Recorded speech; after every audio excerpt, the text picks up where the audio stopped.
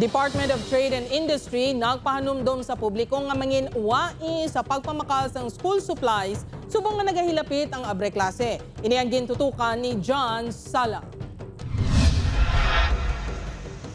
Ginakabig ni Welljoy nga isa siya ka wais nanay. Bangod apisa nga malayo pang abre klase sa July 29, nag-amat-amat na ini pamakal sang school supplies. Apat ang kabataan sila nga nag-eskwela sa elementarya kag high school gani masami nga mabulubog at ang gastos tag sa ka-abre klase. Mas barato ako magbandol-bandol kaya kaysa mati isa-isa. Yan lang, amat-amaton lang. Pabakal subong ang bundles, bangod mas makabarato nagbakal. Diri sa downtown area ang yarn notebooks ang silinga Changi ang 25 pesos ang isa, apang kun bundle nga pulo kabilog ang baklon, 200 pesos na lang ang bayaran. Sa spiral notebooks naman, kun isa lang ang baklon, 39 pesos ang bili, apang kun bundle, 360 pesos ang pulo kabilog. Ang lapis naman ang 15 pesos kada isa. Ballpen, halin sa 7 pesos, tutub 35 pesos.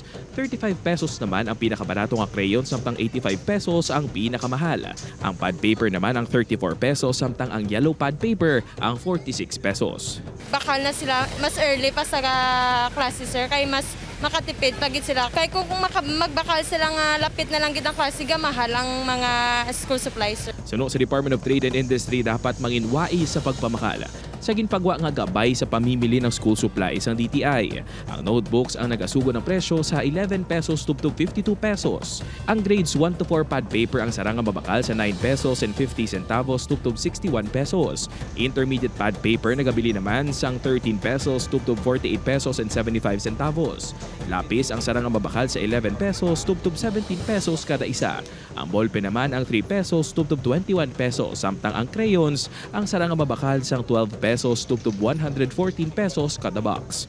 Samtang kung mabakal ang school supplies, ang mga school uniform naman medyo mahina pa ang baklanay sino kay Tatay Boy bangod sa mga kakompetensya nga online shops. Iban kung may mga kwarta, tamara naman maglagaw, ma-order na lang sila. Kung mo lang ang diferensya, yung sila sa online, di siyang kapili, di sa side, kaya makapili sila. Nagalaom naman ang mga negosyante nga sa Madason yung mga inadlaw, mas mangin mabakal pa ang ilang mga baligya. Ubod kay Hans Disherto, John Sala. One Western Visayas.